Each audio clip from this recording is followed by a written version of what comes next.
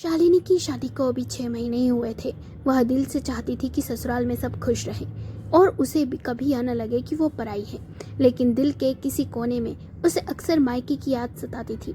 वो आंगन जहां उसने हंसते रोते साल बिताए थे, वो माँ जिनके आंचल में उसे हमेशा सुकून मिला था। एक दिन फोन पर उसे खबर मिली कि उसकी माँ अचानक बहुत बीमार हो गई। वह घबराई हुई सास के पास दौड़ी और बोली, माँ जी, माँ बहुत ही बीमार है। डॉक्टर ने कहा है उन्हें देखभाल की जरूरत है। मैं कुछ दिन मायके जाना चाहती हूँ। सास वंदना देवी का चेहरा सख्त हो गया। उन्होंने बोहें चढ़ाकर कहा, बहू, शादी के बाद मायके बार बार जाओगी तो लोग क्या कहेंगे? अब तेरा असली घर यही है। मायके के चक्कर में ससुराल से संबंध खराब मत कर, समझी? अगले महीने ही तू मायके गई थी और तेरे बाबूजी है ना, वो वहाँ सब संभाल लेंगे। शालिनी चुप हो गई। दिल रो रहा था लेकिन होठ बंद थे। रात भर उसे नींद नहीं आई। वह सोचती रही, क्या शादी के बाद लड़की का मायका घर नहीं रहता? क्या माँ सिर्फ बेटी की शादी तक ही माँ होती है? और बाबूजी माँ को कैसे अकेले संभालेंगे? अगले ही हफ्ते शालिनी के ससुर जी को अचानक ही बहुत तेज बुखार आ गया। डॉक्टर ने कहा इन्हें डेंगू हुआ है, देखभाल की बहुत जरूरत है, परिवार का पूरा सहयोग चाहिए तभी ठीक होंगे। सास बेचैन थी। एक सप्ताह बाद खैर ससुर जी ठीक हो गए।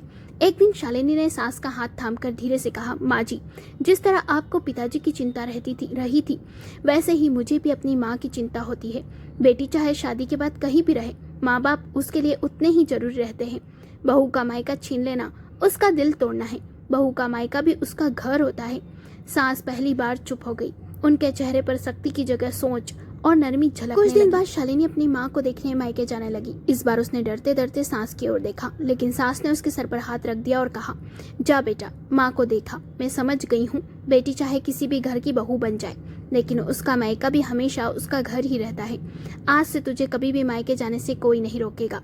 शालिनी की आंखें भर आई। उसने सास के पैर छुए और मन ही मन सोचा, अगर हर सास ये समझ ले कि बहू का मायका भी उसका घर है तो कितनी बेटियों का दिल टूटने से बच सकता है।